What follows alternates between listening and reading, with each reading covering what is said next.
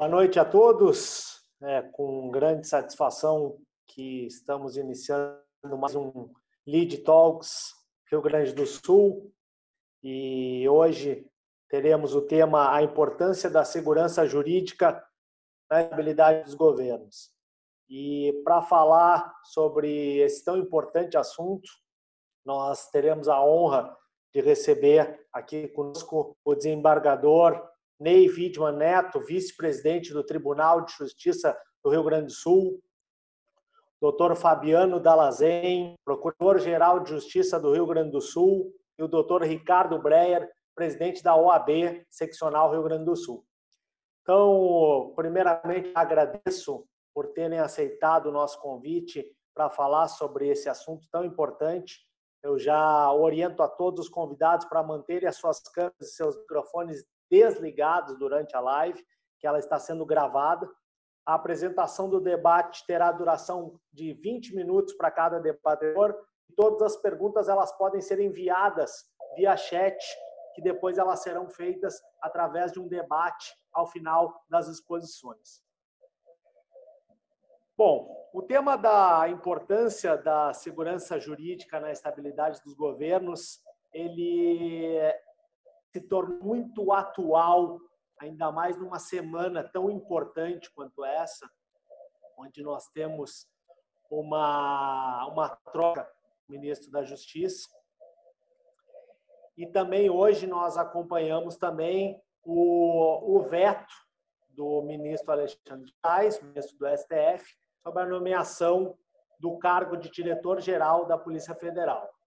Então, sobre a segurança jurídica, ela é fundamental como estabilidade dos governos e ela também é fundamental para o desenvolvimento das economias dos países. Então, para começarmos sobre o assunto, eu vou passar a palavra já agradecendo de pronto por estar aqui conosco ao desembargador Ney Widmann Neto. Desembargador, muito obrigado por estar conosco essa noite aqui no LIDE e é uma honra receber a palavra, está com o senhor. Boa noite a todos.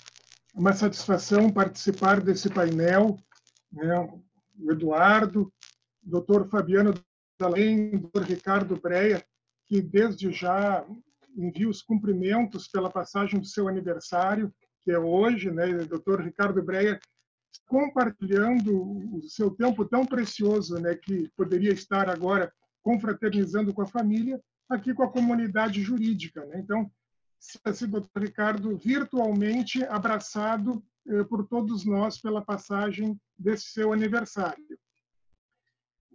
Segundo eu aprendi, né, o Eduardo Fernandes, né, da LIDE, nós teríamos 20 minutos inicialmente. Então, eu acredito que não há necessidade de eu usar todo esse tempo, mas seria uma explanação inicial de cada um para depois podermos abrir um debate mais amplo. Perfeito, desembargador. Fique à vontade para usar o tempo necessário durante os 20 minutos. Perfeito. A primeira consideração que eu gostaria de fazer é a respeito do próprio tema, o título desse painel, porque a segurança jurídica ele é um princípio muito importante, ele é um princípio fundamental da sustentação do nosso sistema jurídico e político. Ele está esculpido no inciso 36 do artigo 5º da Constituição Federal, mas o corte que foi feito no tema do painel diz respeito à importância da segurança jurídica na estabilidade dos governos. Nós poderíamos aqui falar muito a respeito da importância da segurança jurídica nas relações entre os particulares, para o exercício da cidadania, nas relações de consumo, nas relações empresariais, né, o cumprimento dos contratos entre as empresas e, muitas vezes, o papel do Poder Judiciário em estabilizar o sistema jurídico com a segurança que advém da previsibilidade das suas decisões. Também é um valor muito importante, muito caro para o Poder Judiciário a estabilidade do seu sistema judicial através de várias instâncias, né? Nós temos o primeiro grau de jurisdição, com o juiz de direito, no caso da justiça estadual, né? Se fosse justiça federal, é o juiz federal, o juiz do trabalho. Depois temos o tribunal, né? O tribunal que revisa as decisões dos juízes. Depois nós temos as instâncias superiores, né? Em Brasília, o Superior Tribunal de Justiça, o Tribunal Superior do Trabalho, a instância do Supremo Tribunal Federal. Há um sistema que atribui segurança jurídica ao Poder Judiciário através de algumas padronizações das decisões, por exemplo, através da publicação de súmulas vinculantes pelo Supremo Tribunal Federal, decisões do Supremo em repercussão geral, a formulação de teses e temas pelo STJ no julgamento de recursos repetitivos, os incidentes de assunção de competência e o incidente de resolução de demandas repetitivas pelos tribunais regionais federais e os tribunais de justiça. Então, o Poder Judiciário ele tem alguns mecanismos processuais para estabilizar a sua interpretação do direito e conferir alguma segurança jurídica que pode orientar as pessoas nas suas relações atuais, nas relações das pessoas com o Estado e assim por diante. Mas o que me pareceu é que o tema, a aprovação deste painel, ele está mais focado na questão política, a questão da segurança jurídica na estabilidade dos governos, me parece, seria aquela questão da independência e da harmonia dos poderes de Estado, né, o executivo, o legislativo e o judiciário, e aquele sistema de freios e contrapesos. Quais são os limites, as possibilidades de um poder interferir no outro para ajustar, para revisar, para modificar alguma orientação que esteja sendo dada e em que maneira isso impacta a vida dos cidadãos, a vida de todos nós. Então, com esse mais específico na política, eu lembraria que o artigo da Constituição Federal que nos serve como bússola, como orientação, é o artigo 37, né, que fala que as decisões na administração pública, nos poderes de Estado, essas decisões têm que ser regidas por 4 princípios, 4 pilares básicos, que são os princípios da legalidade, da impessoalidade, da moralidade e da publicidade. E depois, o artigo 37, ele contém 6 parágrafos e muitos incisos, estabelecendo uma série de regras que têm que ser observadas pelo administrador público. E quando nós falamos o agente público, o administrador público, ele pode ser dos 3 poderes, e inclusive, além dos 3 poderes, das instituições jurídicas autônomas, como o Ministério Público, a Defensoria Pública e assim por diante. Um outro ponto nodal é a questão de quem pratica um ato e qual é o regime jurídico a que ele se submete. Na administração pública, nós estamos submetidos ao império da lei, da legalidade estrita. E na iniciativa privada, o particular ele pode fazer atos, pode contratar, pode praticar ações que a lei não esteja expressamente proibindo. Então, são duas lógicas paralelas. O agente público faz o que a lei prevê como permitido, e o particular faz o que a lei não proíbe. Então, é a legalidade em sentido estrito que orienta, né, as decisões do administrador público. Dentro da observância desses pilares do artigo 37 que eu mencionei, legalidade, impessoalidade, moralidade e publicidade, existe o poder discricionário. Nós temos, então, alguma margem que o administrador, fazendo aquilo que a lei autoriza, que a lei não proíbe, se ele observar esses princípios, algumas decisões estão dentro de um limite do seu poder discricionário. Por exemplo, a nomeação de uma pessoa para ocupar um cargo de confiança, se a pessoa não é uma pessoa com condenação criminal, se a pessoa ela tem a capacidade técnica, os requisitos intelectuais e assim por diante, então, pelo seu poder discricionário, o agente público poderia escolher, poderia nomear uma pessoa para ocupar um determinado cargo e assim por diante. Essas são as considerações iniciais que eu gostaria de fazer e ainda fazer um comentário de uma maneira mais ampla, em tese, que algumas questões que nós devemos evitar seriam a judicialização da política ou a politização da justiça.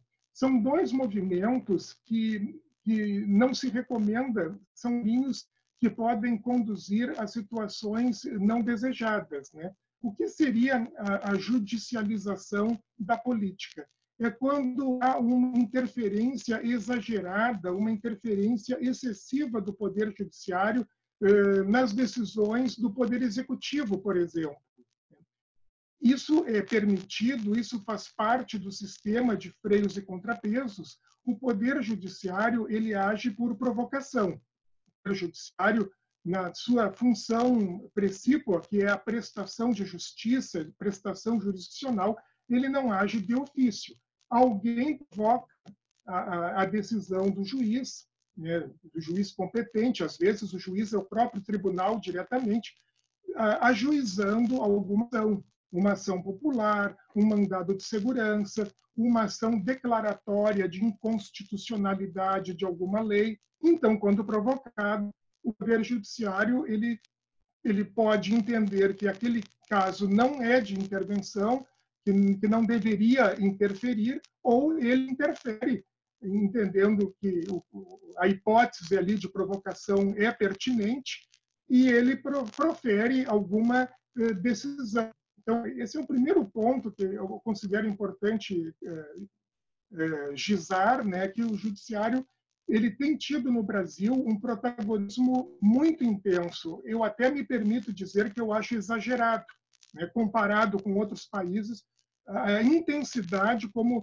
todas as decisões que são tomadas são objeto de uma revisão pelo Poder Judiciário. Isso seria a judicialização da política. A politização do judiciário é outra coisa que também não se recomenda, que seria no sentido de que os juízes poderiam ter um viés ideológico, que às vezes a decisão ela não seria puramente técnica, de hermenêutica, de interpretação do sistema jurídico, e poderia também estar contaminada por algum viés ideológico, até de política partidária. No nosso sistema existe até vacinas contra isso, porque os juízes não podem ter se imiscuir na política, ter participação partidária e assim por diante.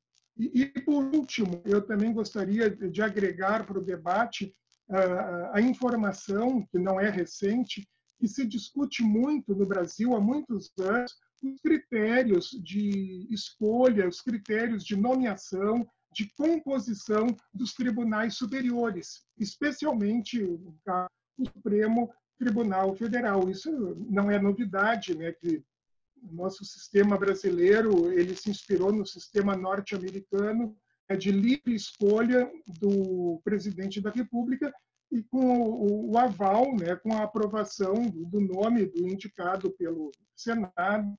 Então, é um sistema centenário, né, que tem se visto, né, tem se conhecido o sistema e os resultados, e às vezes objeto de algumas críticas e algumas propostas de emenda à Constituição para mudar esse critério de nomeação, de composição do Supremo. E para concluir a minha participação inicial, eu apenas gostaria de comentar que nós, juízes, por disposição até de lei, não podemos fazer uma análise em concreto de decisões judiciais. Os juízes se submetem à Lei Orgânica da Magistratura Nacional, a LOMAN, e a LOMAN, no seu artigo 36, diz que o juiz está proibido de fazer comentários e opiniões sobre sentenças e decisões de outros magistrados. E no Código de Ética da Magistratura, publicado pelo CNJ, o Conselho Nacional de Justiça, no artigo 12, essa proibição ela é repetida, né? O juiz deve abster de emitir opinião sobre processo pendente de julgamento, não pode fazer juízo depreciativo sobre despachos, votos, sentenças, acordos de órgãos judiciais e assim por diante. E, então, por uma questão ética, eu posso participar de um debate discutindo, em tese, essas questões da segurança jurídica e dos limites do Poder Judiciário. Eu apenas me abstenho, em concreto, de ter alguma análise, fazer alguma crítica a alguma dessas recentes decisões sobre esses assuntos que nós temos todos os dias percebido até pela imprensa. São essas, então, caros painelistas, as considerações iniciais que eu trago para o debate. Perfeito, desembargador Ney Widmann Neto, muito importante as suas colocações iniciais. E lembrando a todos que essa live está sendo gravada e depois vai ser disponibilizada no nosso canal do YouTube para poderem acompanhar todas as falas também. Aqui nós temos a participação da imprensa aqui conosco. E de pronto eu já faço a saudação ao Procurador-Geral de Justiça do Rio Grande do Sul, aliás, agora presidente do Conselho Nacional dos Procuradores de Justiça, Dr. Fabiano Dall'Asen. Dr. Fabiano, que já esteve conosco num evento presencial, agora nessas mudanças, os nossos eventos são agora digitais, por enquanto, até termos uma retomada dos convívios sociais, né? Então, Procurador Fabiano Dall'Asen, a palavra está com o senhor. Fique à vontade para discorrer durante seus 20 minutos. Só é que sumiu aqui a minha... Estamos ouvindo. Só um minutinho aqui, deixa eu só acertar aqui. Lembrando a todos que quiserem enviar as perguntas, podem ser feitas via chat, que ao final da explanação dos debatedores, nós teremos um debate. Minimizei. Aqui, perfeito. Tá certo? Ok. Bom, em primeiro lugar, eu queria fazer a saudação, meu caro Eduardo, né, ao Instituto LIDE. É uma satisfação poder retornar aqui de forma virtual, né? Preferíamos o modo presencial, né? A gente sente a falta aí do calor humano, da conversa, mas é o momento e a segurança nos impõe. A gente fala de segurança, né? Agora a segurança, talvez daquele princípio primeiro, que é o da vida, da saúde, nesse momento nos impõe uma forma mais segura, e que bom que nós temos a tecnologia à nossa disposição que permite que a gente desempenhe as nossas atividades, na sua grande maioria, de forma virtual. Aliás, se uma das coisas que talvez nós tenhamos de bom, dentre tantos males que essa pandemia traz, é, digamos assim, a aceleração desse processo de incorporação nas instituições, nas relações da tecnologia de forma definitiva. Ou seja, uma das coisas que não retrocederá mais é o abandono a essa nova realidade, que nos permite um contato mais rápido, mais objetivo, através do uso da tecnologia. Então, isso é importante nas nossas relações de trabalho, nas nossas relações profissionais e até mesmo nas relações pessoais. Então, eu cumprimento e agradeço, em primeiro lugar, a oportunidade de estar aqui, mais uma vez, conversando, né, com todos que são os convidados, os participantes dessas reuniões que o Instituto promove, sempre com temas muito importantes. Tá? Cumprimento aos meus amigos e colegas de debate, desembargador Ney, uma satisfação, desembargador. Cumprimento o meu amigo, abraçando agora mais uma vez virtualmente pelo seu aniversário, meu caro doutor Ricardo Breyer. Tá? Espero que em breve a gente possa retomar pelo menos a nossa atividade lá na academia, doutor Ricardo, para poder desestressar um pouquinho, né, do dia a dia. Né? A Mônica, o meu cumprimento, e a todos que estão aqui. E esse tema é um tema realmente muito importante e sempre atual, presidente. Porque veja o seguinte, se voltar, talvez assim, naquilo que foi o lançamento, talvez a pedra fundamental de um Estado liberal, na gênese, que veio lá, por exemplo, com a Revolução Francesa, em 1789, lá se dizia que o homem nasce e ele tem alguns direitos que são, digamos assim, os essenciais, os direitos mais importantes do homem livre, porque todos nascemos iguais e depois as habilidades, a sociedade vai nos moldando e nos oferecendo a oportunidade. Mas lá, meu caro Ricardo Breyer, lá está colocado lá no artigo 1º que os direitos fundamentais do homem são a vida, né? O homem como gênero, evidentemente, o homem, a mulher, são a vida, a liberdade, né? A propriedade e a segurança. Né?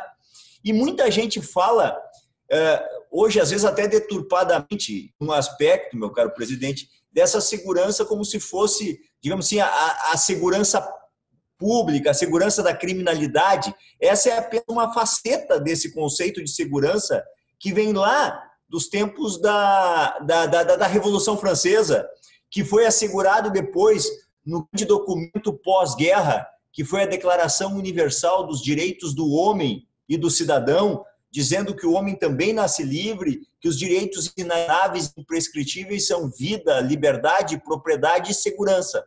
E que também está no artigo 5º da nossa Constituição de 88, quando fala de segurança. E a segurança que ali se fala é exatamente a segurança jurídica. O que significa segurança jurídica? Segurança jurídica significa que todos nós, quando fazemos parte de um Estado, pelo menos essa é a concepção, digamos assim, do Estado liberal, do Estado democrático, do Estado de direito, todos nós cedemos uma parcela da nossa liberdade.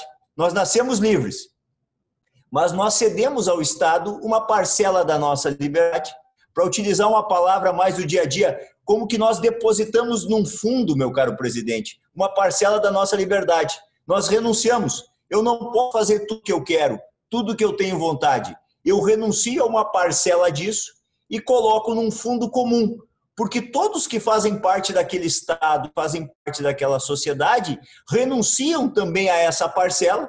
Claro que não é um ato que você assina, cada um que nasce, né? Isso vem do desenvolvimento da sociedade. Você renuncia àquela parcela, coloca nesse fundo comum, e esse fundo comum, quem administra isso é quem é o Estado. De que forma?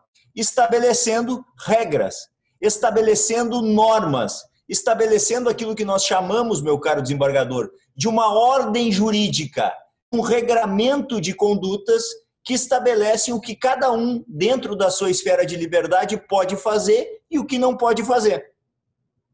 Isso permite com que nós tenhamos um ponto de partida igual, ou seja, todos nós somos iguais perante a lei, porque nós renunciamos a essa parcela de liberdade, o Estado regulamenta para todo mundo, digamos assim, esse mesmo nível de liberdade, e a partir dali eu posso desenvolver as minhas habilidades de acordo com as minhas escolhas e me tornar melhor, me desenvolver culturalmente, fisicamente, pessoalmente, profissionalmente, cada um com as oportunidades que o destino faz ou que ele mesmo constrói. Isso é uma sociedade livre. Isso é uma sociedade, digamos assim, do modelo liberal regido por regras estabelecidas numa ordem, num Estado de direito, num Estado democrático. Isso, e por que eu estou dizendo? Isso é o conceito de segurança jurídica.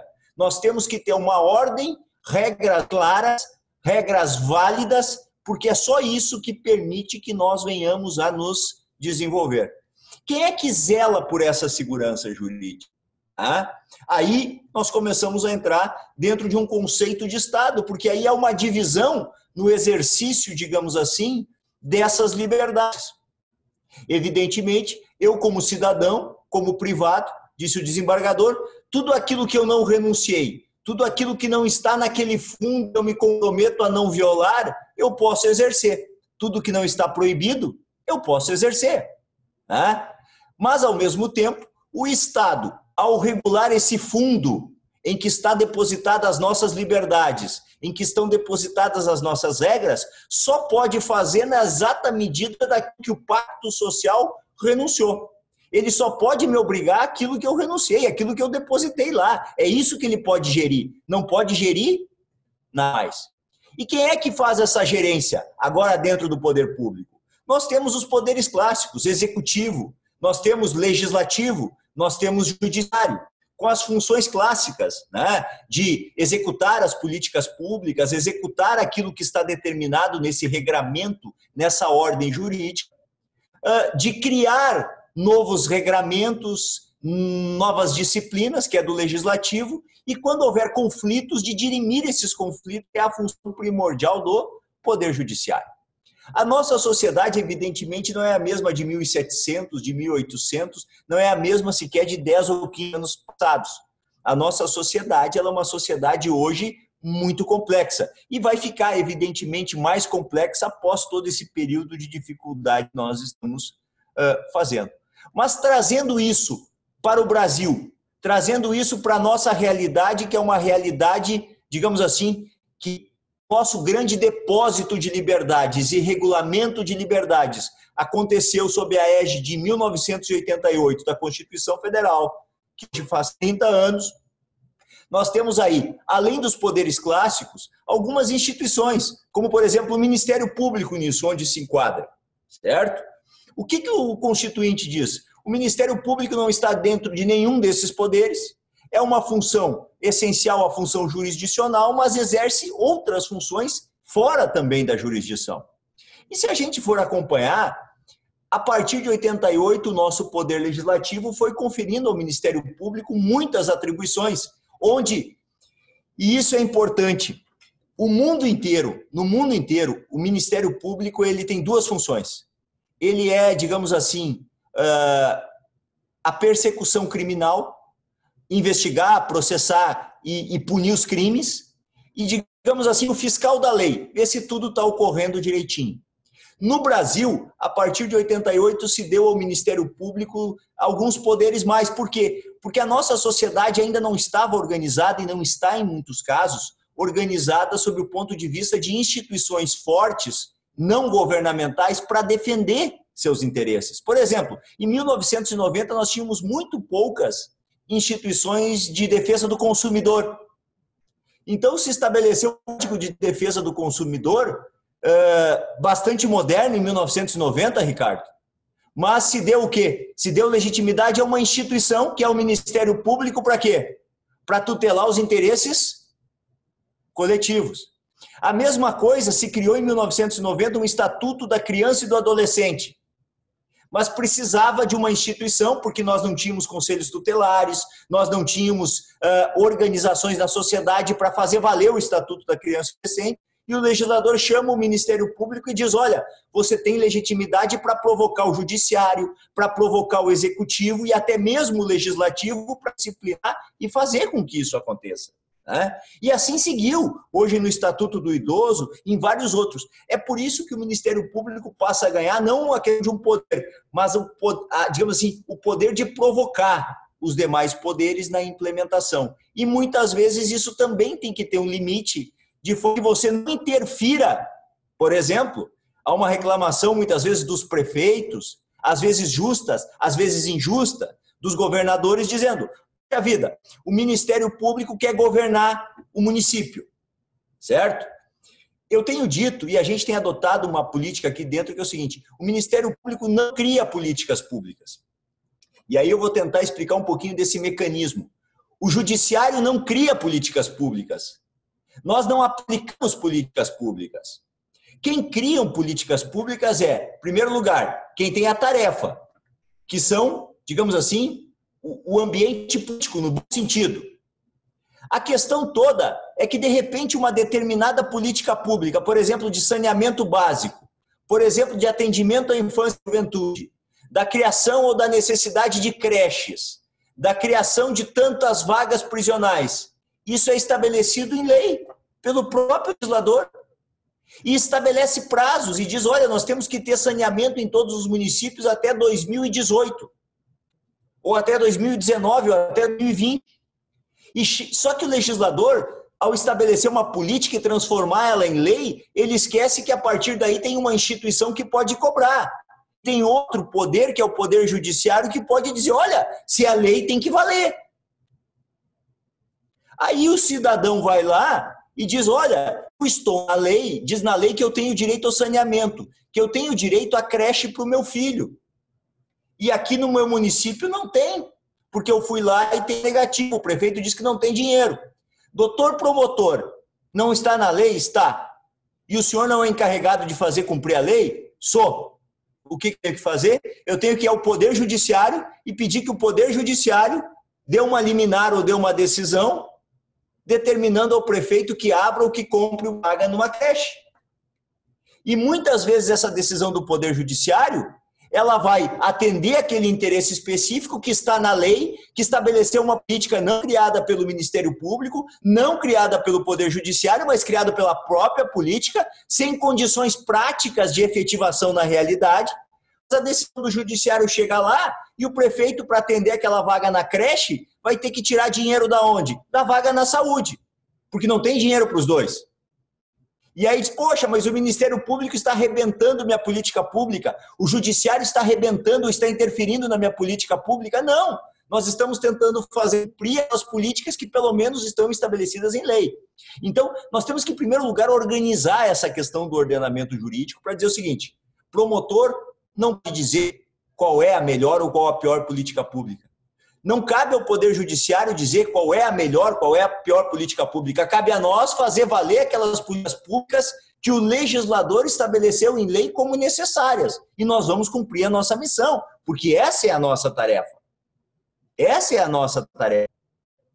Então, muitas vezes, isso é visto como uma interferência e gera, muitas vezes, uma insegurança. Até porque a estrutura daquela política não está pronta para ser implementada, mas os prazos estão estourados. Então, nós precisamos resolver essas questões. Nós precisamos ter esses mecanismos que não são simplesmente de divisão de poder, mas mais, digamos assim, sensibilidade, de mais cuidado quando você vai estabelecer uma política pública. De nada adianta você mandar uma política pública lá de cima, aqui para baixo, sem mandar a respectiva fonte de custeio, sem mandar... Quer dizer, direitos fundamentais são importantes, direitos são importantes para o desenvolvimento do cidadão, mas ele custa dinheiro. Então, tu tem que dizer da onde que vai tirar o dinheiro para fazer aquele mínimo. E isso tem que ser estabelecido, não pelo Judiciário, não pelo Ministério Público, mas por quem faz a política pública. Quem é o responsável por aquela política? Então, essas questões trazem muitas vezes insegurança ao gestor, trazem muitas vezes insegurança ao governo, porque ele está olhando, muitas vezes, digamos assim, tem uma tarefa aqui que eu estou cumprindo um programa na saúde e vem uma decisão judicial e manda eu tirar dinheiro da saúde para botar na educação. Aí também determina que você faça isso na educação. Então, talvez esse seja um dos grandes nós que eu vejo hoje de divisão. A outra questão extremamente importante é que nós temos hoje também uma difusão muito grande dos poderes. Nós temos executivo, federal, estadual, municipal, legislativos estaduais, federais, municipais, Ministério Público Federal, Ministério Público Estadual, Ministério Público do Trabalho, Judiciário Federal, Judiciário Estadual. Isso muitas vezes é um sistema muito complexo. E as grandes questões que interessam ao Estado, e ao Estado, como eu falo assim, o Estado como um todo, município, União, elas precisam muitas vezes ser concertadas com muitos atores. E é o que eu tenho pregado. Os grandes projetos não basta a quem tem que executar a política fazê-lo um pouco. Ele precisa antes planejar e depois de planejar sentar com todos os atores que podem ter uma interferência e de uma forma absolutamente transparente trabalhar isso. Eu acho, meu caro Eduardo, que uma das receitas que o setor privado tem muito para ensinar e que o setor público não entender isso vai perecer, seja poder, seja instituição, é que os recursos orçamentários eles são cada vez mais limitados. Não há espaço para aumento desses recursos. As demandas são cada vez mais complexas, mais rápidas e a sociedade exige respostas mais efetivas. Nós temos mais demanda, temos que ser mais efetivos e, ao mesmo tempo, menos recursos. Então, nós temos que ter, setor público todos, planejamento, nós temos que ter gestão. Esse problema da interlocução entre as várias esferas de poder você resolve em grande parte com uma palavrinha mágica chamada transparência. Nós temos que jogar uma luz de transparência em todo o setor público, transparência de custo, transparência de procedimentos, clareza, executivo, judiciário, legislativo, Ministério Público, uma luz de transparência, porque isso vai diminuir a burocracia do setor público. Um investimento muito em tecnologia e, principalmente, cooperação. Ninguém mais pode se pautar por um protagonismo de achar eu resolvo sozinho, ou eu quero ser o protagonista da resolução. Se o poder digamos assim, tem muitas faces, nós precisamos unir essas faces. A gente flui, não cada perninha puxando para um lado ou caminhando para o lado, mas caminhando no mesmo sentido. E isso só se faz com cooperação. É o que a gente tem tentado investir. Gestão, para fazer e atender melhor as demandas com o que a gente tem. Planejamento, transparência e atuar em cooperação. As grandes ações que o Ministério Público hoje tem conseguido desempenhar nas áreas de segurança pública, educação, saúde pública, meio ambiente, urbanismo, todas elas não é o Ministério Público, é sempre o Ministério Público com a parceria da sociedade privada, com a parceria de outras instituições públicas em cooperação. O poder público precisa, de novo, retomar isso, que não é tentar. Cada instituição tem que ter o espaço, mas não precisa uma morder a outra. Pelo contrário, nós temos que nos juntar para fazer a entrega. Porque quando falta segurança, a população não quer saber se o problema é da polícia, se o problema é do Ministério Público. Ela quer ir na rua não ser assaltada. Ela quer chegar no hospital e ter um leito ou ter um remédio para ela ter o cuidado disso. Isso é uma responsabilidade de todos nós dentro do setor público. Acho que com isso, com planejamento, com gestão, com cooperação, com transparência, nós vamos ser mais efetivos e vamos diminuir esse espaço de atrito que às vezes surge e causa insegurança nas entregas que a gente tem que fazer à sociedade. Essa é a minha primeira manifestação, meu amigo. Doutor Dallazen, obrigado às suas considerações iniciais sobre o assunto. Lembrando a todos novamente que essa live está sendo gravada e depois vai ser disponibilizada no nosso canal do YouTube. Aos que quiserem fazer as suas perguntas, podem enviar pelo nosso chat, que elas vão ser colocadas ao final das explanações do debate. Então, agora gostaria de agradecer a honra de receber aqui o presidente da OAB Rio Grande do Sul, Dr. Ricardo Breyer, lhe felicitar por hoje, pelo seu aniversário, uma satisfação lhe receber aqui, ainda mais no dia do seu aniversário. Então, é uma honra muito grande. Eu sei que nós temos uma grande afinidade, nos comunicamos bastante via WhatsApp e informações, então eu quero lhe dar as boas-vindas. Sei que é um prazer recebê-lo aqui para participar desse tema tão importante e colocar a voz da OAB. Então, a palavra está com o senhor. Fique à vontade de transcorrer durante seus 20 minutos. Bom, boa noite, Eduardo. Muita alegria receber o convite. Não podia deixar de estar aqui. Quero agradecer a todos, ao desembargador Ney, ao nosso procurador Fabiano Dallazen, todas as palavras de felicitações e carinho. Eu sempre digo que o aniversário é o grande dia da vida de todos nós, porque primeiro vencemos mais um ano. E a vida é fundamental, viver a vida. E a perspectiva de viver a vida é melhor ainda. Então, cada aniversário é uma perspectiva de mais um ano de vida. E eu fico muito feliz, e hoje foi um dia totalmente atípico, porque não estamos aí com toda a família, né? Minha mãe tem 85 anos, ela está, de alguma forma, também isolada, então não teve para fazer o contato, só com a minha esposa e meu filho, minha filha, mas o carinho de todos pelas mensagens, por todos os canais de comunicação e de redes sociais, isso me confortou muito, essa ausência física. Eu quero citar a Mônica Rossi também, a minha conselheira lá seccional, do nosso Conselho Seccional do Rio Grande do Sul, Eduardo, dizer do trabalho que ela tem feito conosco, na sua comissão, e acima de tudo dentro do Conselho, que são temas muito difíceis, o Conselho Seccional, que lida com a advocacia, que lida com a cidadania, e o trabalho que ela tem sido feito lá dentro da nossa OAB é de total reconhecimento, por isso eu quero aqui também agradecer toda a dedicação, não fosse todas as tuas tarefas, Mônica, mas essa de ajudar a nossa OAB. Eu quero também, Eduardo, se tu me permitir, nesses primeiros momentos, agradecer muito ao desembargador Ney, que aqui está representando o Tribunal de Justiça, ao meu amigo, o Dr. Fabiano Dalazen, o Ministério Público, nesse momento muito difícil que todos nós estamos vivenciando, e de que mais do que nunca precisamos nos dar as mãos para enfrentar todos os problemas que estamos a enfrentar. A advocacia, Poder Judiciário e Ministério Público.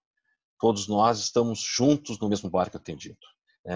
Esse momento necessita, sim, que nós possamos estar juntos, aproveitando esta lição que talvez o coronavírus nos dá, que nós não temos que sentar e refletir, porque o tempo para nós até então não parava e a gente sempre fazendo atividades e deixava de refletir alguns pontos fundamentais de acesso à justiça, de atuações em todas as linhas de frente. Foi tudo muito bem colocado pelo Dalazen, quando ele faz toda essa questão histórica da importância das divisões existentes e das atribuições, assim como o poder, né, judiciário do torneio coloca aquilo que está lá na ferramenta constitucional para todos nós seguirmos, aquela segurança jurídica toda desejada.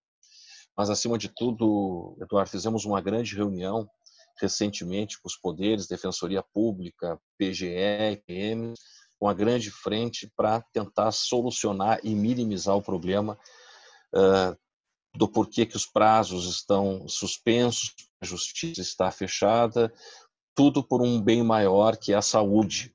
E aí tudo isso tem um reflexo dentro da advocacia que nós estamos buscando, junto com esses órgãos, a resolver aos poucos, com capacidade, com equilíbrio, com lucidez, com todo o cuidado possível, a gente poder retomar as nossas atividades, toda a segurança necessária. Por isso eu não tenho palavras para agradecer ao Ministério Público, o Iniciato e o Poder Judiciário por um trabalho de diálogo permanente que nós estamos tendo, e o LIDE proporcionando também essa forma de nós fazer um debate tão sério como é a segurança jurídica, né, e a estabilidade dos governos. Eu quero dizer que a Ordem dos Advogados do Brasil do Rio Grande do Sul, recentemente, no dia 11 do mês de abril, ela fez 88 anos de história. Se nós vamos ver a quadra nacional, a OAB vai fazer 90 anos, agora em novembro. E sempre quando nós tivemos no Brasil, principalmente, e no mundo, como bem colocado pelo Fabiano, grandes confrontos sociais, grandes problemas sociais, sempre se colocou em risco a segurança jurídica.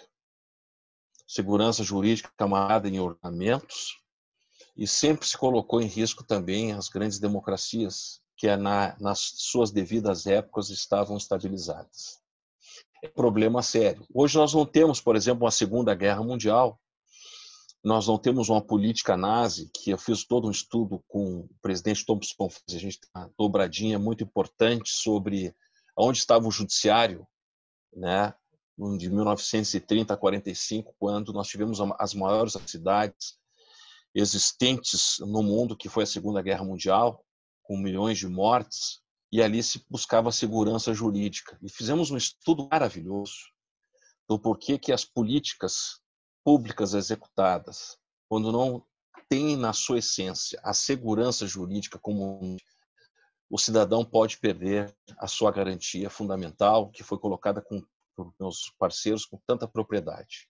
E, consequentemente, nós perdemos o protagonismo constitucional.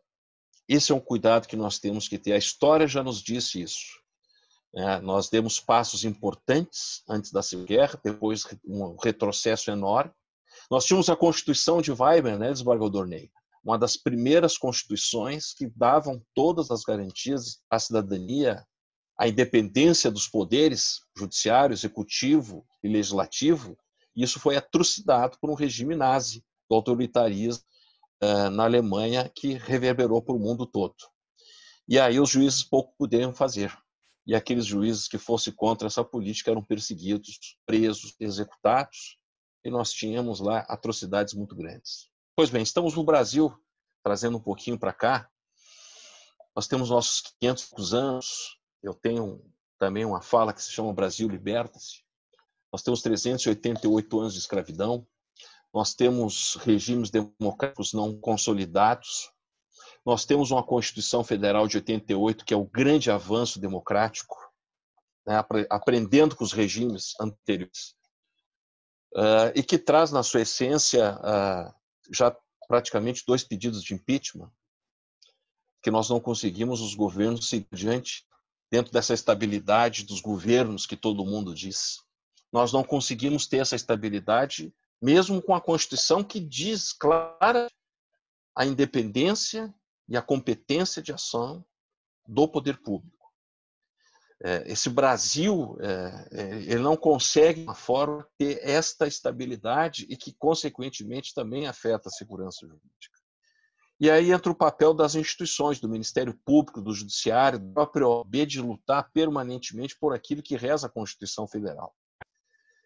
E eu tenho muito receio, porque hoje nós não temos como falei, da Segunda Guerra Mundial, mas temos uma guerra que nós não sabemos como lidar com isso. Esse inimigo invisível chamado coronavírus, que nós estávamos numa reunião agora com o governo do estado, que apresenta dados difíceis, né, estatísticas, números do aumento da contaminação, e nós temos um receio de como vamos fazer sair disso. De um lado a economia, de um outro lado os direitos do cidadão. E aí, consequentemente, nós estamos tateando nesse tema, estamos buscando alcançar esse tema. E aí, quando nós não temos a certeza do que fazer dentro de uma lógica constitucional que traga esta segurança e essa estabilidade aos governos, nós temos no governo atual, e aqui eu falo OAB, do Rio Grande do Sul, totalmente apartidária. Nós não temos nenhuma bandeira partidária, nós temos a bandeira da Constituição Federal. Desde o presidente Lamarck, em 2007, quando assumiu a ordem, trouxemos aqui nossa bandeira única na defesa da Constituição, independentemente do governo e do partido que esteja à frente. Mas o que a gente tem visto aqui, quando nós temos esse cenário duvidoso, nós temos que ter o grande protagonista para dar essa estabilidade, o próprio Poder Executivo. E nós não temos isso hoje. Só nesse curto período, a OAB precisou ingressar no STF com 3 ações diretas de inconstitucionalidade por medidas que o Executivo Federal realizou. Ou seja, essa segurança jurídica tem que ter um viés de igualdade democrática, ou seja, defesa da democracia, segurança jurídica, respeito a princípios legais, segurança jurídica, segurança ao cidadão. E aí nós temos 3 decisões que eu tenho aqui, concedidas liminarmente pelo Supremo Tribunal Federal, que afetam essas ações do governo, que não traz essa estabilidade da segurança jurídica ao cidadão, e que se realizou isto, que é uma delas, a inconstitucionalidade das restrições de acesso a leis de informações. Ou seja, todo cidadão vai ficar completamente vulnerável com essa legislação, com essa medida do governo federal. A questão da competência dos entes federados para as decisões sobre o orçamento social. Nós temos realidades diferentes, nós temos maturidade, o governo do estado está realizando isso com maturidade, está vendo regiões, está liberando, e nós não podemos ter uma interferência externa daquele que não tem a devida realidade do sistema. Então, nós conseguimos que essa parte os governos e as prefeituras pudessem deliberar, através da sua realidade regional, essa temática também.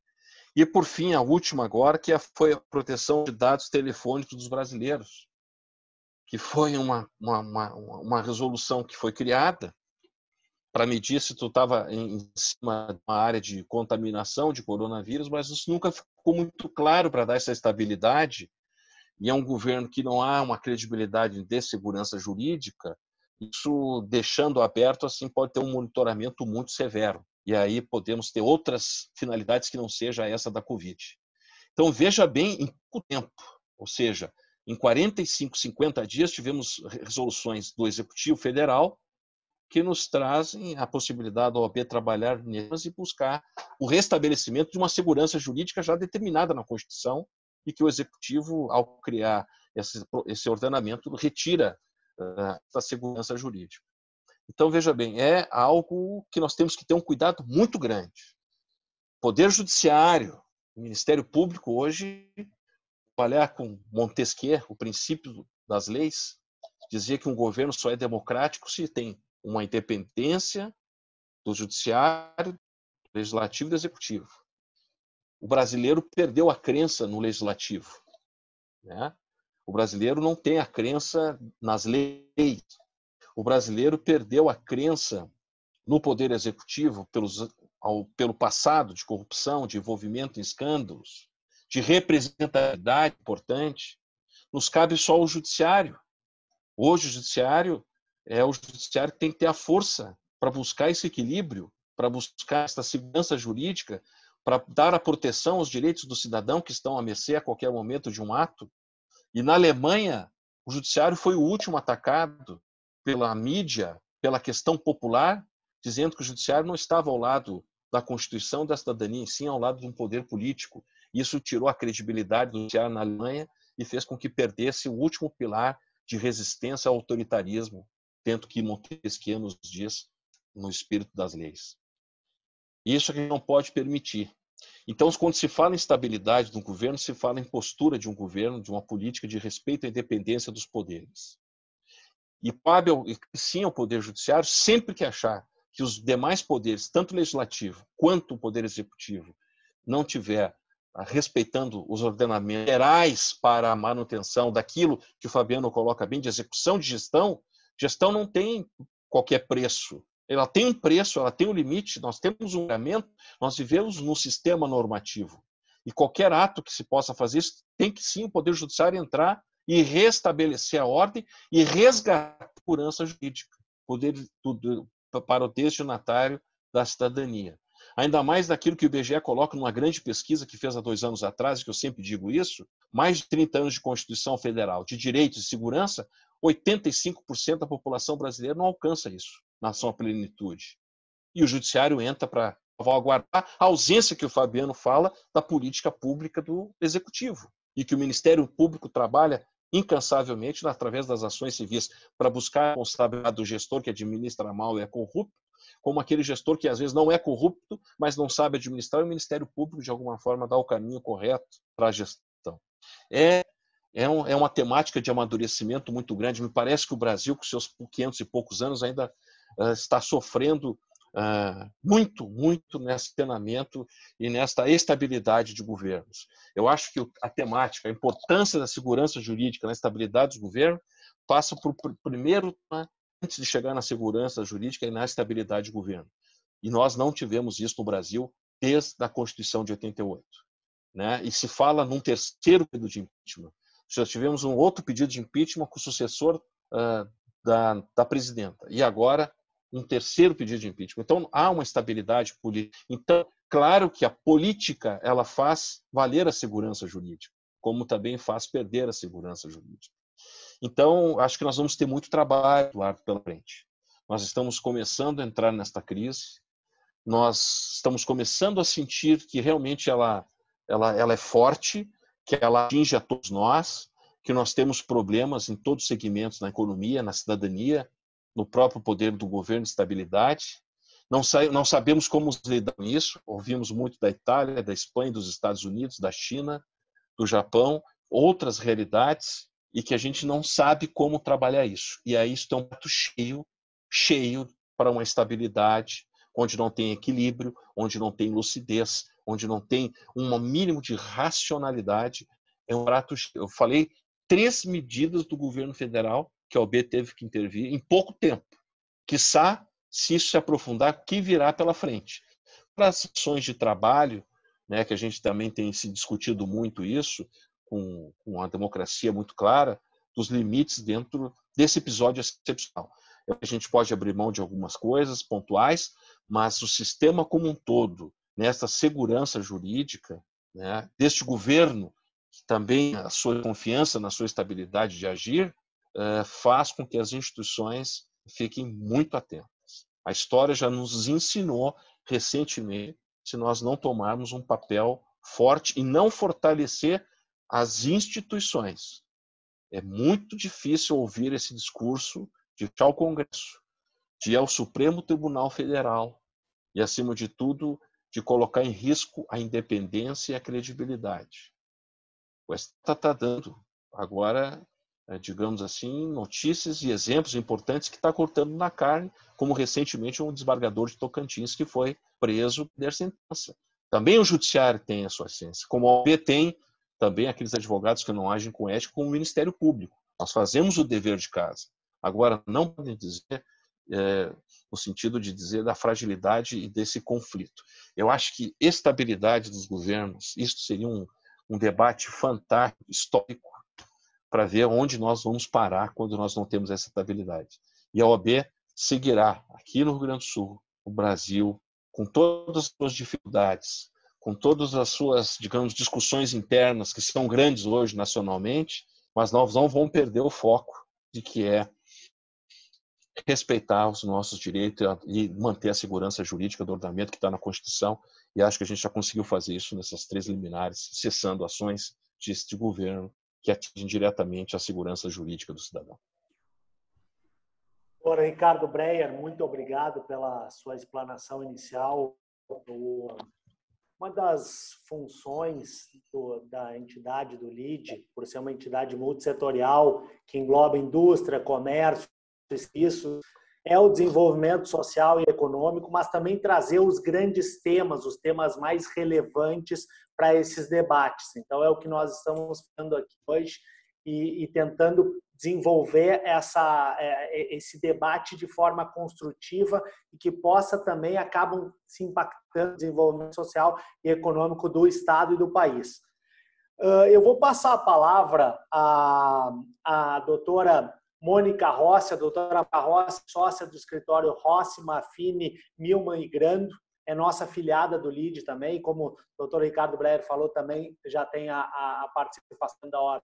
Doutora Mônica, para sua saudação e também se já quiser fazer uma pergunta sobre o tema aos nossos convidados. Obrigado. Boa noite a todos.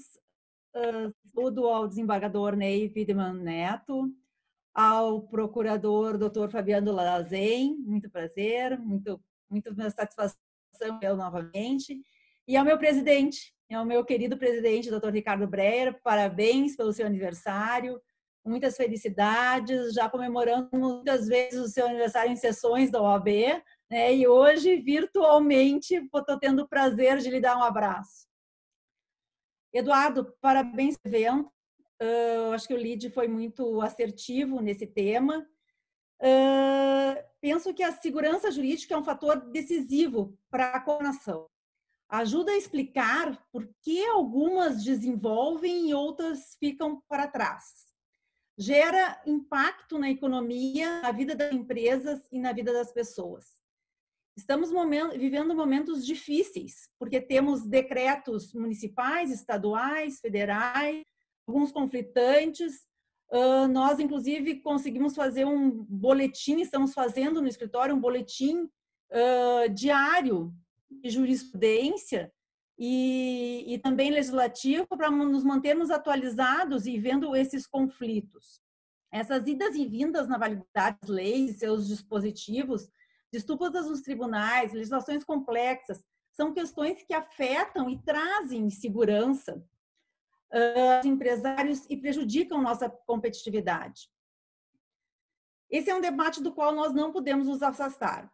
Este período de crise mostra que inovação, agilidade e produtividade serão ativos cada vez mais relevantes. O Dr. Dallazen falou em gestão, planejamento e transparência. Todos os empresários, e hoje nós temos vários empresários nos escutando aqui, têm essa dificuldade. Porque recentemente tivemos a medida provisória que editou a carteira verde e amarela, recentemente revogada, em que em um mês seria uma solução, os empresários consultam os advogados, olha, quero fazer, isso é uma inovação para a minha empresa, isso me ajuda. Os advogados se resguardando, olha, pode mudar, como de fato mudou nesse caso concreto.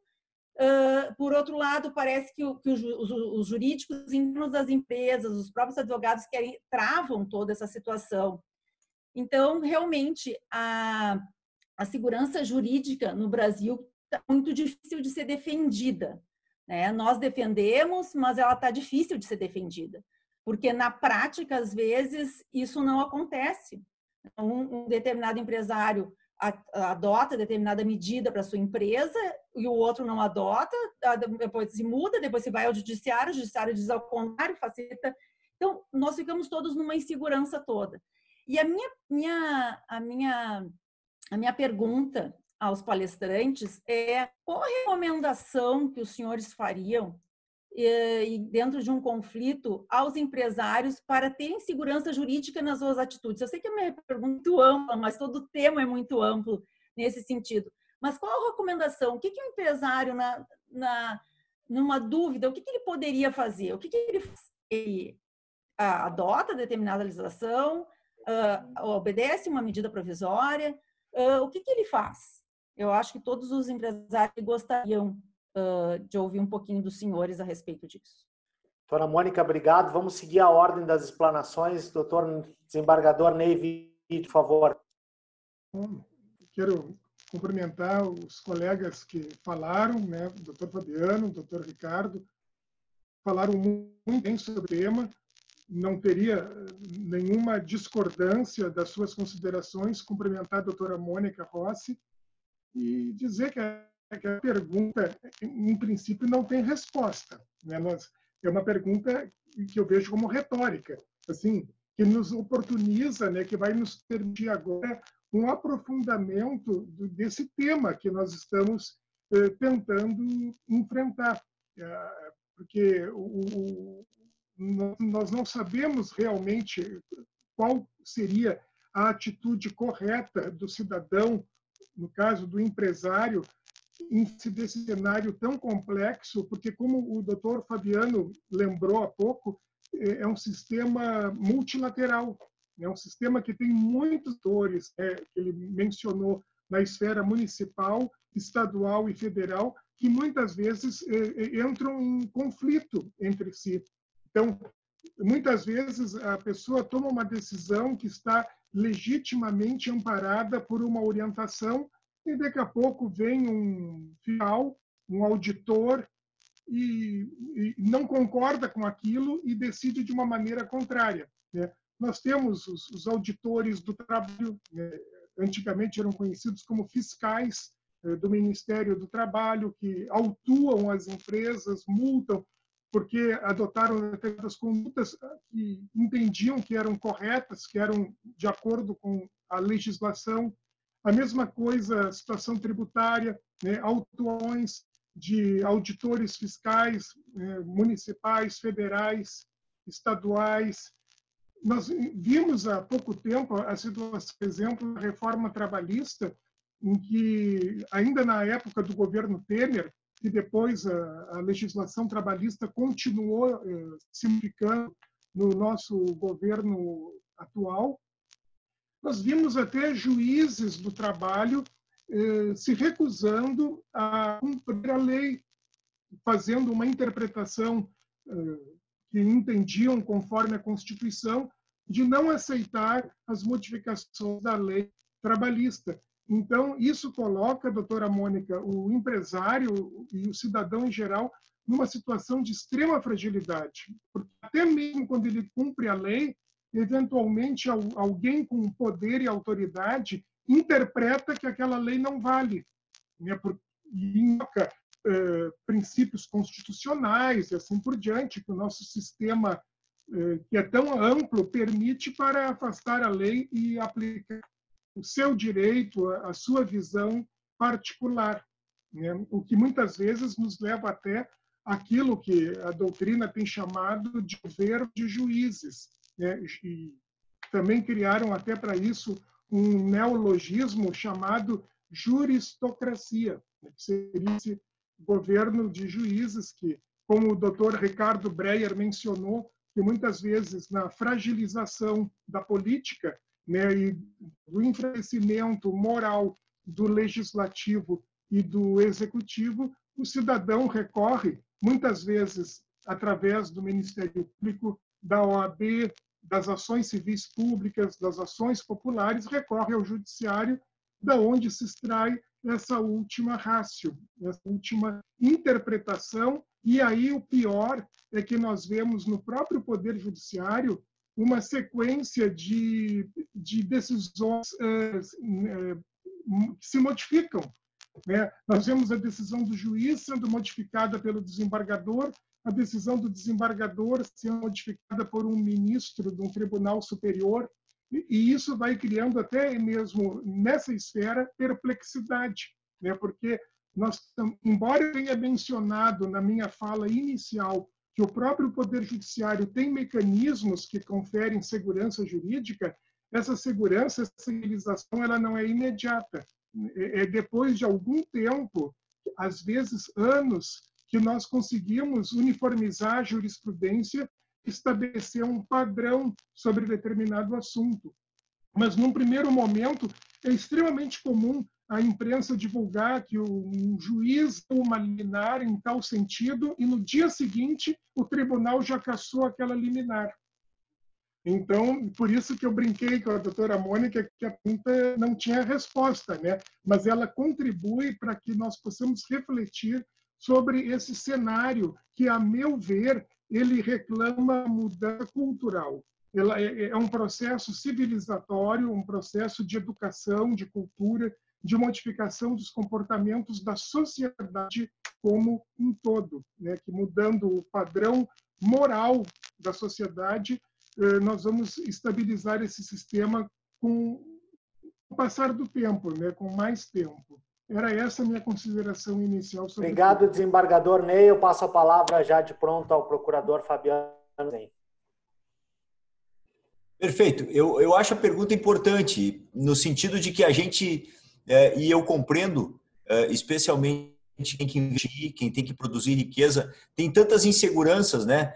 Se o investimento, se a propaganda que você vai fazer, o investimento no marketing é o adequado, se o investimento na mudança do produto é o adequado, e também tem a questão, muitas vezes, da segurança jurídica em torno do produto, de uma ação da empresa ou de uma prática da empresa, digamos assim, na sua atuação. O que eu acho que a melhor forma, evidentemente, nós não temos como ter 100% de segurança em nada. A segurança jurídica, no sentido amplo, é nós termos instituições fortes que garantam ou que deem respeitabilidade ao país para atrair investimentos. Ninguém quer investir num país completamente inseguro. Nós temos os exemplos aí. Quanto mais insegurança criado pelos nossos, digamos assim, conflitos, mais nós afastamos investimentos. Isso é uma coisa. Agora, para o empresário na sua empresa, a primeira coisa que ele precisa produzir dentro é um programa que é hoje tão necessário quanto a gestão, ao planejamento, um programa assim amplo do próprio compliance, da boa prática dentro da empresa. Porque isso vai revelar, seja qual for a atitude, qual for o programa, o que ele for cumprir ali dentro, que ele está pautado por uma cultura de boa-fé, de boas práticas. E isso hoje, na interpretação dos tribunais, na interpretação da jurisprudência, em eventuais conflitos que tenham, a demonstração que ele adota as práticas, que ele quis, de boa fé, seguir os melhores caminhos, ainda que eventualmente numa decisão judicial se diga que ele foi pelo errado, ele vai ter uma repercussão positiva desses produtos. Hoje, a gente fala muito da responsabilização, principalmente depois de todos os eventos que teve, das empresas objetivamente, né? A empresa envolvida eventualmente num problema, num escândalo, numa situação, a única defesa que ela tem é justamente demonstrar que aquilo pode ter sido problema de um servidor ou problema até de um diretor específico. Mas a empresa sempre adotou, e ela pode comprovar isso, a prática de probidade, de boa-fé, de lealdade nos negócios. Isso traz, eu acho, em primeiro lugar, uma grande segurança para quem participa daquela empresa. E então, é muito importante, talvez uma das grandes saídas que estão sendo adotadas pelas corporações é um programa de compliance, de boas práticas competente, um acompanhamento jurídico competente. Hoje, ninguém mais, e eu vejo assim, por tudo que aconteceu, quer investir, meu caro Ricardo, a OAB, eu acho que tem um papel fundamental disso. Hoje você não vai investir mais, como às vezes dizia, não, no advogado que pode fazer o lobby, no advogado que pode fazer a conversa no pé de ouvido, porque hoje nenhuma empresa quer ter seu nome envolvido num escândalo de lobby que eu digo lobby ruim, né? Porque a conversa tem conversas institucionais e conversas que são perfeitamente... Ninguém quer ter seu... Tu tem que investir naquele que tem capacidade técnica, naquele que produz um trabalho correto, na boa prática. Esse mecanismo de compliance, esse mecanismo de estabelecimento de um sistema jurídico e de orientação jurídica competente, de boa fé dentro das empresas é a maior proteção que o empresário pode ter diante de todas essas inseguranças. Porque a gente não acerta sempre, mas se errar você tem a demonstração, e isso tem sido muito levado em consideração pelo Poder Judiciário, desembargador, se você estava na atuação de boa fé, se você estava procurando acertar. Se eu pudesse dar uma dica, é justamente isso. Desenvolvam a boa prática em compliance e a boa prática de uma orientação jurídica voltada, digamos assim, para a atuação, para o cumprimento, para a boa fé. Bom, eu errei porque mudou, eu errei porque derrubaram a medida provisória, mas eu estava cumprindo aquilo que estava estabelecido, eu queria cumprir. Isso ameniza as consequências, evidentemente, daquele equívoco, daquele erro ou daquela decisão judicial. Essa seria a minha orientação, seria assim a minha sugestão. Doutor Dallazen, eu passo a palavra ao doutor Ricardo Breyer. Muito boas colocações do desembargador Ney, do Fabiano, acho que são somatórios importantes para a gente vencer essa questão da estabilidade, né? Mas nós sempre temos nessa relação do empresário algo interessante que a gente sempre tem que analisar, né? E aprender um pouquinho com o passado que nós tivemos recentemente no Brasil, né? Que infelizmente acontece em muitos locais, que é a questão de nós termos, na essência, muitas vezes o empresário refém das políticas públicas, para que ele possa se desenvolver cada vez mais. Das políticas públicas que colocam em risco a sua forma de investir, a sua forma de libertar, agir, e às vezes, muitas vezes, com constrangimento que vem de uma resolução, de uma legislação, seja de natureza do trabalho, seja na relação de consumo, seja na questão até da análise de ele poder ser identificado como um grande gestor empresário. Nós temos concorrências internas, que são concorrências normais do dia a dia, mas eu tenho que dizer claramente de que essa estabilidade e segurança jurídica, né, para o empresário é fundamental. Se o empresário tem uma saída, é essa saída, a saída daquilo que está no regramento.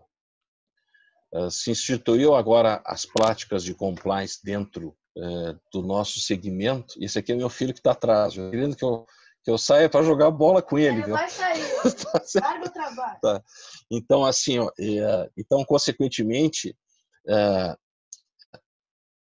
essa exigência dos empresários, como bem colocou pelo Fabiano, do compliance para regramento, para que a gente possa ter uma governança, que a gente possa ter uma estabilidade, uma defesa de futuras responsabilidades dentro de uma grande empresa, né, que a gente possa ter aquilo que se chama o devido código de conduta.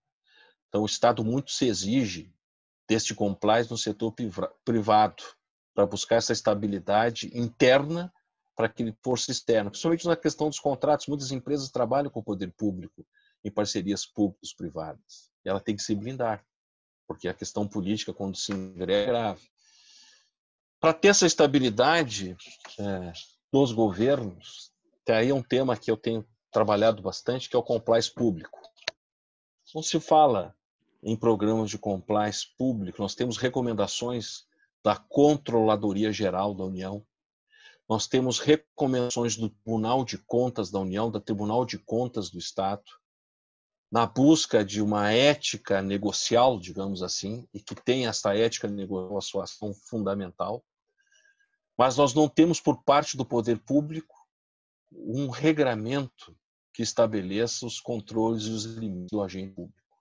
Nós temos ações desses tribunais administrativos. Nós não temos, por exemplo, como na Itália, uma legislação específica, número 190, de que trata de que se o poder público não tiver um programa de compliance, o gestor não será responsabilizado da sua implantação. Claro que é uma realidade, é outro país, é outra história, Revolução Francesa, Gladiador, Coliseu, tem uma série de coisas nesta sociedade. Mas tanto os Estados Unidos quanto a Espanha já necessitam, por parte do governador, uma responsabilidade. E esta responsabilidade faz essa relação nesse momento de crise. Eu não sei como vai ser resolvido isso nesse quadro que nós estamos vivendo. Pudesse dizer alguma coisa agora, Eduardo, para todos aqui, não sei se vão concordar ou não, nós estamos frágeis. O empresário está fragilizado pela questão econômica, corre o risco de ter ordenamentos ainda mais que achatam a sua liberdade dentro das suas relações internas, principalmente nas relações de trabalho. E o discurso de se voltar contra esse tipo de política é muito fácil nesse momento de fragilidade. Isso é um cuidado que temos que ter, porque muitas vezes este poder, esses governos, querem tirar da sua responsabilidade, que é aquilo que todos nós lemos em qualquer livro de Covid, dentro da área da sociologia, da filosofia, que é encontrar um inimigo. Nós temos que justificar alguma coisa encontrando alguém que não esteja dentro dos padrões, digamos assim, que, no caso, o poder público exige, impõe, e às vezes esses padrões não se enquadram com este regramento que dá segurança jurídica para o empresário. Então, há uma fragilidade muito grande. E essa fragilidade não é sistêmica, ou seja, ela atinge a sua organização, mas é uma coisa muito mais profunda que a questão econômica. Hoje a fragilidade entra no setor econômico muito. E aí nós sabemos que isso gera possibilidades outras aí, dentro do aceite, digamos assim, estivermos todos esmagados de poder aceitar tudo que vem desse poder governante, que nós já acho que concordamos que não tem uma estabilidade e que a gente busca essa estabilidade através da segurança jurídica. É mais ou menos isso. Obrigado, Dr. Breyer. Eu agora, de pronto, passo a palavra ao Dr. Rômulo Salles, que é sócio-diretor do escritório Nelson Williams Advogados, também nosso filiado. Dr. Rômulo, posso fazer a palavra, a saudação e uma pergunta sobre o tema. Obrigado, Eduardo. Boa noite a todos. Primeiramente, gostaria de parabenizar você por mais um evento brilhante, aí comandando o LEAD. Parabenizar o Dr. Ricardo pelo aniversário dele hoje. E também agradecer por essa oportunidade única de estar com as maiores autoridades do Poder Judiciário do Estado do Rio Grande do Sul, né, acompanhando esse debate de grande valia para a gente, né? Tive a oportunidade, nesses 12 anos de atuação aí no escritório, no Estado, acompanhar um pouquinho da carreira de cada um de vocês e saber o quanto que cada um representa hoje dentro aí do Estado do Rio Grande do Sul. Bom, nesse momento aí do Covid-19, né, do nosso coronavírus aí, que impactou mundialmente aí o sistema de saúde, automaticamente está impactando a economia praticamente em todas as nações do mundo, né? Tivemos um problema um pouquinho maior aqui no Brasil, porque não só a gente está com uma crise na saúde, uma crise econômica, um índice grande de desempregos, mas também hoje com uma crise política. E essa crise política ela vem causando grande instabilidade dentro do nosso país, seja tanto no setor público quanto na iniciativa privada propriamente dita, né? E com isso, o que a gente precisa mesmo hoje é de um poder judiciário efetivamente, na minha opinião não, na opinião do próprio Montesquieu, né? Montesquieu, independente, sem grandes interferências políticas, porque isso faz com que a gente consiga ter essa efetiva segurança jurídica que a gente espera. Porém, no momento atual, né, com essas questões de mudanças diárias com medidas provisórias, decretos estaduais, decretos municipais, como é que o empresário propriamente dito, como a própria doutora Mônica falou, como é que ele tem alguma segurança, porque se é uma medida provisória, como foi o caso lá da suspensão dos contratos de trabalho, no outro dia cai um pedaço da medida provisória. Outro dia saiu um decreto, no estado de Santa Catarina, esses dias o governador ampliou o decreto até 31 de maio, uma semana depois ele derruba o decreto e abre todas as lojas todos os departamentos praticamente das atividades econômicas do estado de Santa Catarina. E agora já começou a dobrar caso em algumas cidades, ele já está pensando novamente em fechar. E o empresário, nesse texto, ele fica muito efetivamente perdido, ele não sabe o que fazer, né? E nós do escritório, pelo menos, diariamente vai mandando os reportes, né, para cada um dos nossos clientes, alertando das modificações das decisões, né, de como é que elas andam, tanto da provisória quanto dos decretos e quanto das decisões judiciais. Aquilo que o judiciário vem entendendo, como bem o doutor Ney falou, acontece de o judiciário dar uma liminar num dia, no outro dia o tribunal derrubar. E o empresário ele fica com isso aí na mão. O que hoje eu vejo, assim, e eu queria saber da opinião dos doutores, na questão empresarial, como a gente está nesse mundo de inseguranças jurídicas, o que vocês acham para as empresas que, obviamente, estão passando por essa dificuldade econômica muito grande, o que vocês veem como forma mais segura, vamos dizer assim, das empresas pedirem recuperação judicial nesse caso? Porque seria uma maneira que, ao meu ver, é uma maneira que ela se sente muito mais segura por conta do stay period, no qual ele pode ficar ali 6 meses segurando, diferindo os tributos dele, as dívidas, suspendendo as execuções, e aí conseguir sobreviver a esse período tão difícil que a gente vem passando. Obrigado por vocês. E passa a palavra para o doutor Eduardo novamente. Obrigado, doutor Rômulo. Eu vou passar novamente na sequência, pedindo se a gente puder fazer em 3 minutos a resposta, para daí também nós temos no LID uma prática de sempre terminarmos no horário. Eu já vi que o doutor Ricardo Breyer, o filho, quer jogar bola, a vida de todo mundo tem que seguir a sua normalidade. Então, se pedisse em 3 minutos, puder cumprir os seus tempos e a gente encaminhar para o encaminhamento final. Doutor desembargador Ney, por favor, sua palavra. Eu cumprimento o doutor Rômulo e compartilho das suas preocupações com relação ao ambiente empresarial.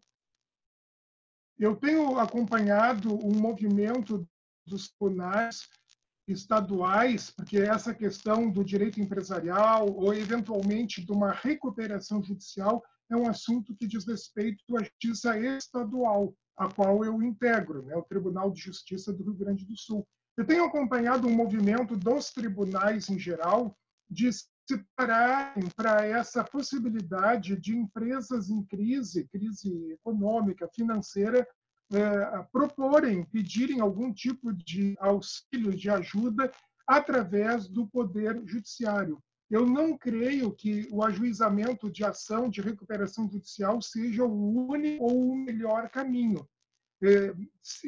Há um projeto de lei tramitando que prevê uma moratória de 90 dias, né? A suspensão da exigibilidade de pagamentos por 90 dias.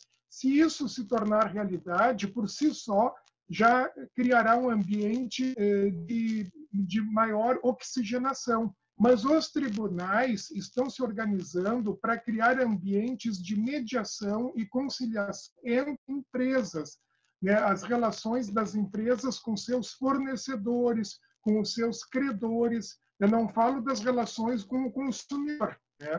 Mas então os tribunais oferecerão mediação e conciliação empresarial, que o CNJ, inclusive, em breve apresentará alguma regulação a respeito. Então, doutor Rômulo, eu creio que esse caminho, que ainda será anunciado em breve, ele criará um ambiente de negociação empresarial nos tribunais. É o que se espera. Obrigado, desembargador Ney Wiedmann. Passa a palavra ao procurador Fabiano Dall'Asen, por favor. Doutor Fabiano.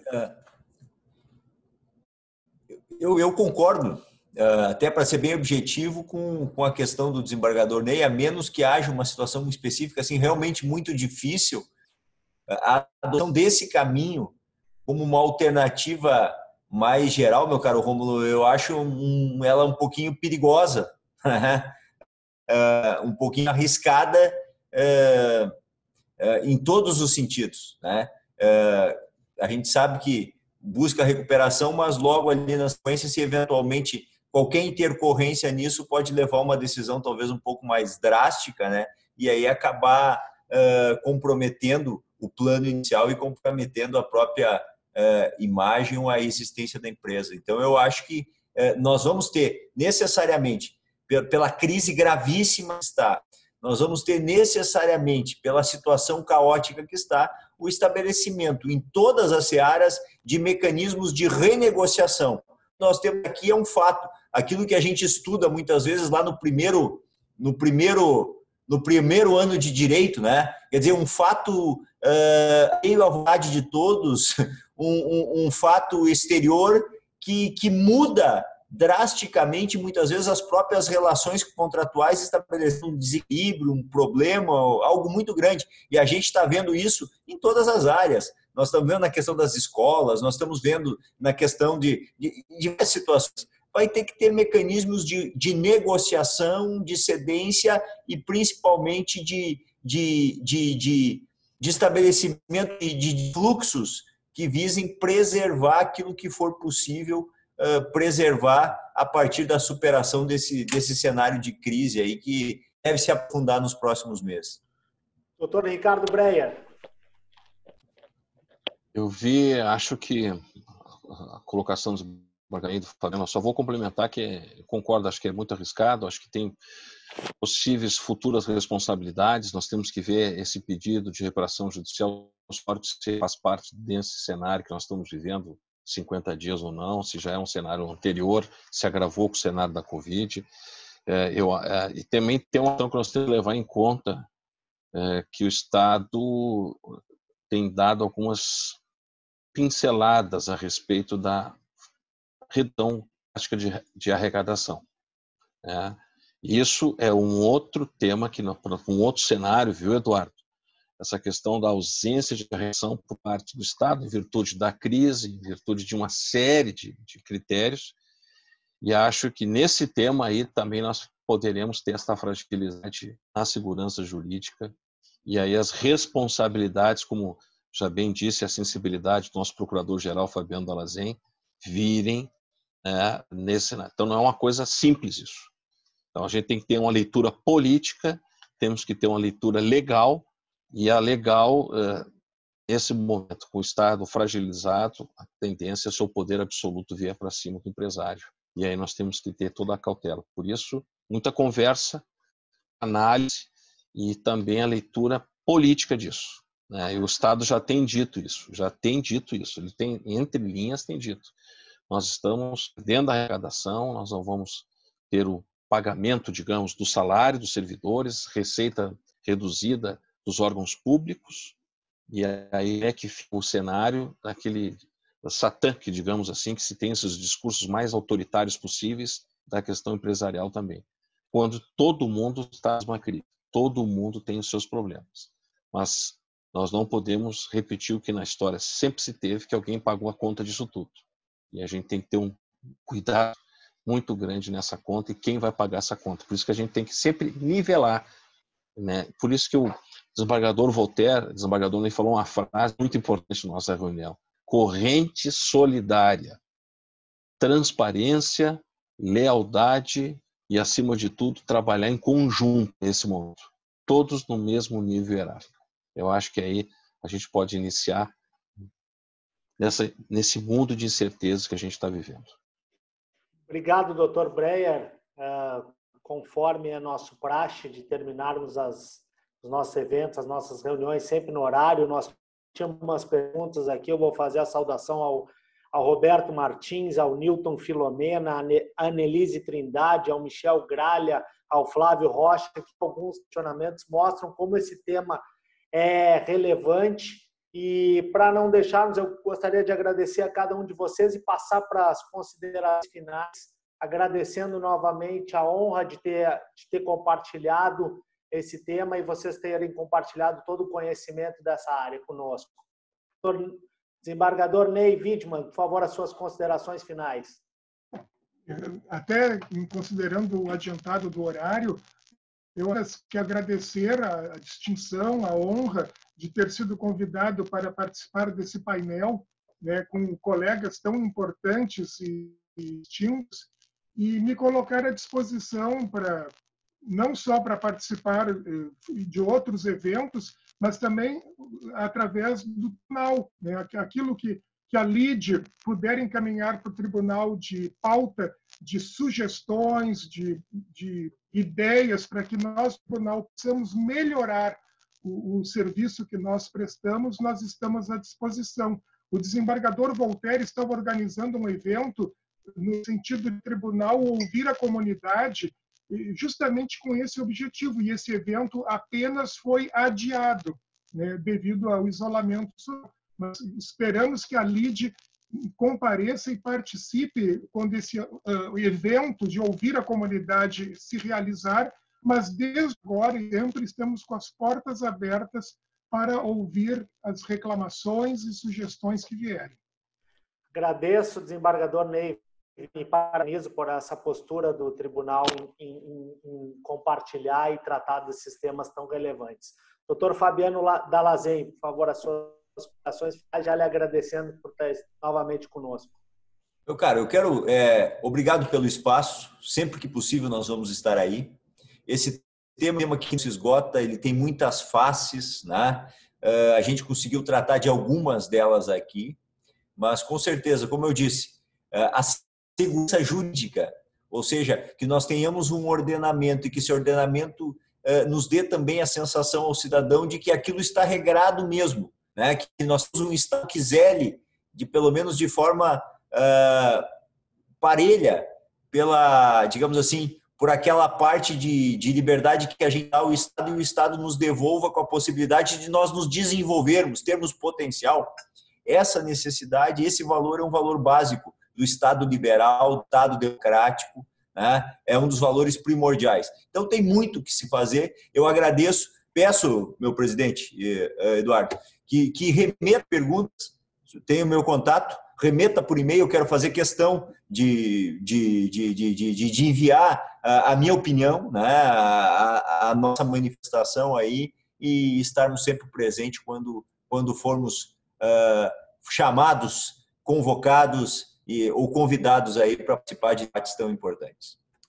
Obrigado, doutor Dallazen, sempre próximo, sempre atencioso com as questões que a gente sempre levou, e obrigado por estar novamente conosco, compartilhando o conhecimento e o posicionamento do Ministério Público.